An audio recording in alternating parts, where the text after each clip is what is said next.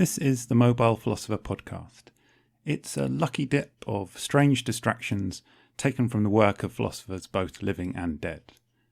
I hope you enjoy this series. If you do, you'll probably also enjoy the Mobile Philosopher books, which are available in bookshops, and you can find more information at themobilephilosopher.com. Today's episode, Mysteries Beyond Human Understanding. There are lots of good reasons to avoid going to church. If you're listening to this where I'm recording it, though, in Britain, the chances are that your excuse is not a confident atheism. Whenever polls are done, whenever there's a survey done, there's always this sizable minority of people that combine religious apathy with a nebulous sense of the divine. People say things like, I'm not a Christian or anything, I don't go to church, but I feel as if there's something out there, something greater than me. You know? I mean, imagine thinking there wasn't something out there that was greater than you. It's easy, of course, for the philosophically decisive to be dismissive of this kind of position, but actually it's got quite a long pedigree. There are, within both philosophy and within religion, it's a kind of mystical idea, this idea that there is this thing, I mean, perhaps you don't want to use the word God, but there's this sort of there's something out there that's inexpressibly beyond the ordinary, something crucial but elusive, lying outside the scope of human understanding, but nonetheless crucial to understanding the universe.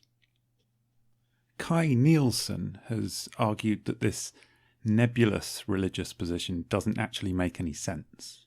Kai Nielsen was a contemporary philosopher. He died this year. And what he does is he offers an argument for the view that it doesn't actually make sense to talk about something that's beyond human understanding. So if it doesn't make any sense to talk about something that's beyond human understanding, then we can't really make sense out of this nebulous religious position that there's this unfathomable being lying beyond human comprehension.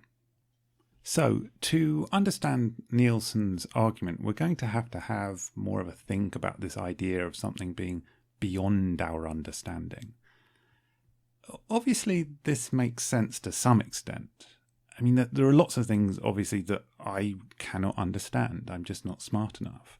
If we think about really difficult physics, the theory of black holes or something, I'm just not smart enough to understand those things. They're beyond my understanding. These things are beyond my understanding, but not in principle. Things could have been otherwise. I could have paid more attention at school. I could have had better teachers. I could have been born with a better brain. And under those circumstances, I would have understood the theory of black holes, for example. According to Nielsen, though, on the nebulous religious position I sketched before, God is not beyond our understanding in this way. It's not as if God or this unfathomable something. It's not as if it's difficult to understand, but if we'd been a little bit smarter, we would have. It's not beyond our understanding in that way. God is supposed to be unfathomably beyond the ordinary in such a way that, in principle, Nielsen says, in principle, God is supposed to be beyond human understanding. On the view Nielsen is criticising, the great divine mystery doesn't elude us through some fluke, some evolutionary fluke. It's not as if our evolutionary history might have gone slightly differently and we would have got it. Rather, in principle, I'll say it again, in principle, the nature of the divine is supposed to be beyond human understanding. What could this mean? Nielsen says, if the divine something is beyond our understanding in principle, then that must mean that the concept of understanding is out of place in this context. it's just not appropriate to apply the concept of understanding in this context. There are lots of cases where understanding and explanation might, on the surface, seem pertinent, but are actually out of place. And Nielsen gives us lots of examples of this. If you imagine a poet who develops Alzheimer's, you might say, why did this have to happen to her? Expressing a kind of a mystery. And why did this have to happen to her? It would be out of place. You wouldn't really be answering that question if you tried to explain why it happened. Try to give some understanding of why it happened. I mean, for example, suppose somebody said that and you showed them a brain scan.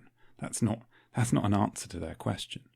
In this context, trying to understand or give an explanation for why the person developed Alzheimer's is out of place. It's just not appropriate. When you're saying, why did this have to happen to her? You're not asking for an explanation. You're lamenting. You're not gesturing at some unfathomable reality that lies beyond our grasp, which would explain this woman's illness. You're expressing a lament. In this case, the concept of understanding is out of place. There is nothing to understand. So on the nebulous religious view, the idea is that there's this great divine mystery which is in principle beyond human understanding. Nielsen says, well, that must mean that in this context, the concept of understanding is out of place. So that must mean, just like in the Alzheimer's case, that there's nothing to understand. The believer's cloudy, nebulous God is actually no God at all. It's nothing. If the concept of understanding can't be applied in this context, there's nothing to understand. It's not that there's this unfathomable reality which is beyond human understanding. If understanding is not an appropriate concept in this context, then there's nothing to understand. There's just nothing at all.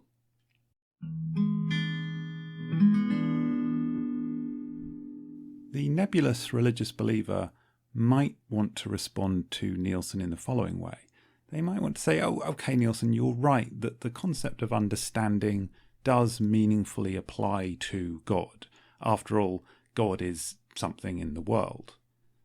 If God has a mind, perhaps God understands itself.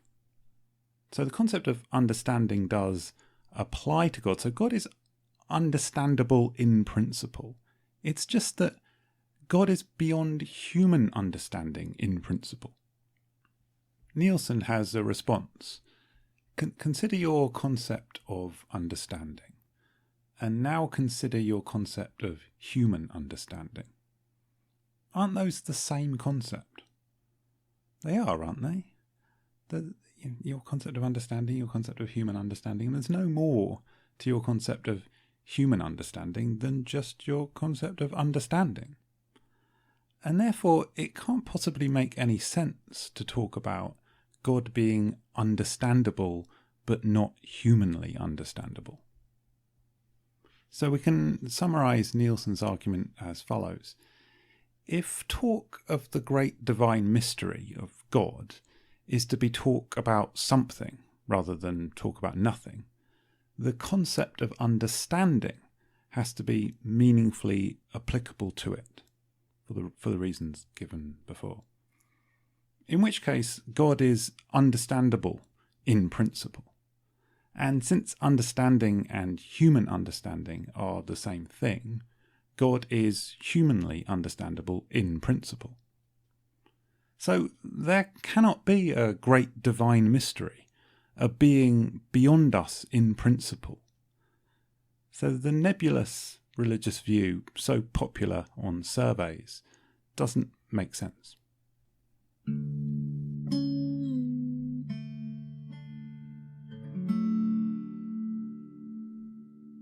I hope that made some kind of sense.